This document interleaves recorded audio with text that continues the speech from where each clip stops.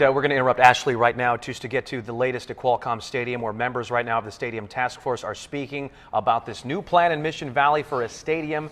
It doesn't look like anybody is at the mic quite yet, and now it looks like they're beginning. But of course, what we're thinking about, this is Adam Day who's getting ready to speak, but what we've been telling you about is a new stadium plan just to the west of Qualcomm Stadium and a Save Our Bolts task force behind him. As soon as he gets started, we're going to listen in and take this sound full Virginia. Yeah, we learned yesterday the location, Mission Valley, of course, where Qualcomm Stadium is right now, but we're going to hear some more details about what they mean to do and what this plan entails. They're there. They're ready to go. So let's listen in and get some details here. All right, you guys ready? All right. Good morning, and thank you all for joining us today. My name is Adam Day, Chairman of the Mayor's Stadium Advisory Group. 6 weeks ago, we stood before Petco Park on a rainy day. Today, we stand before Qualcomm Stadium, and the sun is shining. That's a great sign. I would like to introduce and thank each of my fellow committee members. First, Jason Hughes, my co-chair, Mary Leyden, Rod Dameyer, who was unable to make it today, Doug Barnhart, Jim Stieg, Amy Fawcett, Jesse Knight, and Walt Eckert, who also wasn't able to make it because he's in Las Vegas cheering on the SDSU men's basketball team. They have all individually contributed dozens and dozens of hours to this effort, and we still have a ways to go. I want to personally thank them for all of their efforts. On January 30th, Mayor Faulconer announced the creation of his Stadium Advisory Group. For the first time in 13 years, he asked a very focused group to answer two questions which have never been answered in the history of San Diego. Where should a new multi-purpose stadium be built, and how should it be paid for? On March 2nd, our committee held a public forum. Nearly 4,000 San Diegans came out in rainy weather to express their opinion and to be heard. Today, we are here to answer the first question: where should a multi-purpose stadium be built? Before selecting this site, the committee reviewed numerous plans and other materials covering both sites. It met with dozens of individuals and groups during the site selection process, including representatives of the San Diego Chargers, San Diego State University, the County of San Diego, the Convention Center, hotels, the San Diego River Park Foundation, the American Institute of Architects, the College Bowl Game Association, developers, labor groups, financial experts, land planners, Chargers alumni, and fans.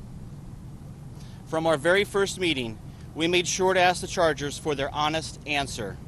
Are you open to collaborating on a new stadium at either site? They made it very clear to us on numerous occasions that they would be open to partnering in the construction of a new stadium in either downtown or Mission Valley. For many reasons, which I'll explain in just a moment, our committee has come to a swift and unanimous conclusion. The only site to be considered is right here in Mission Valley, the home of a National Football League franchise and hundreds of other events for the past 50 years. Some have recently argued that downtown is cheaper, faster, and easier. Our research suggests the exact opposite. Downtown is more expensive, will take more time, and is far more complicated. To further confuse the public, some so-called experts have recently suggested that the only reason we didn't pick downtown is because of a select few hoteliers who have some perceived self-interest. They say this without even the common courtesy of calling me or any of my colleagues. To suggest that a handful of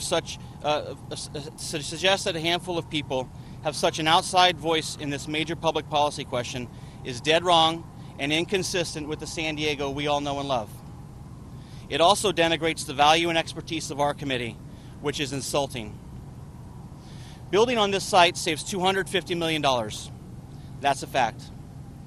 It protects the city, the Chargers, and the fans from years of uncertainty. The city owns this site, which covers 166 acres of land. Much of that land could be developed to help pay for the stadium. The development could open up the San Diego River to more public parkland with walking and biking paths. The entire area could become a village within a city, a place for families and tourists to visit year-round.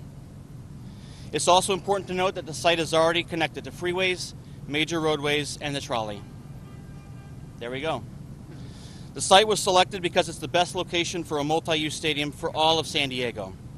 The facility would anchor a new community and host the Chargers, the Aztecs, college bowl games, high school playoffs, concerts, monster trucks, and many more events. Some have argued that this site is more complicated and lengthy to secure entitlements. Again, there is little to no basis for this in reality. As a member of the County Planning Commission for 14 years, who has reviewed and voted on dozens, if not hundreds of projects with environmental determinations, I can tell you from personal experience, both downtown and Mission Valley would require entitlements including environmental studies, community engagement, mitigation, and legal review. However, a stadium is not in the downtown community plan. The site is not zoned for a stadium, and significant environmental review would be required for stadium use at that site. Mission Valley is zoned for stadium uses and has operated as such for over 50 years. Not long ago, the Chargers made a very powerful and effective public case for building a new stadium on this site. The Chargers' arguments about developable land and public transit still hold true. The team shifted its focus to other sites in 2006 because it did not have the support of the city attorney or the city council. In fact, Mike Aguirre told the Chargers that despite any efforts they undertook, he would ensure that the city they called home would still sue them in court. Who can blame the Chargers for turning their attention to downtown? Well, thankfully, neither obstacle remains. As I said earlier, when we met with the Chargers in February, they described their position as neutral. We can only take them at their word, just like everyone else who spoke with us. Based on that testimony, the reasons I listed earlier, and much, much more, it was our unanimous decision to recommend this site. No site is perfect and without issues, but this location is the best choice for the creation of a multi-use stadium that will serve as an economic catalyst. Just because something is difficult doesn't mean it's impossible. If you listen to those who sow seeds of division and dissent, we are all doomed to failure. However, our committee is focused on success. Recent events in Los Angeles, including the Chargers' plans to build a joint stadium with the Raiders in Carson, means any plan to keep them here in San Diego needs to be developed quickly. And that's exactly what we're doing. We hope the Chargers join with the mayor and the city council, the county, community and environmental groups, and many others to support our site selection so that we can all focus on making this dream a reality. And we will continue to do our part. We are now focused 100% on developing a fair and workable financing plan, which we will present to the mayor in May. If everyone unites, there is no reason for the Chargers to leave, and there will be much for us all to celebrate. When we are successful, what a great tribute it will be in honoring the incredible talents of past Chargers legends, committed sports enthusiasts, and legendary community leaders like Jack Murphy behind us.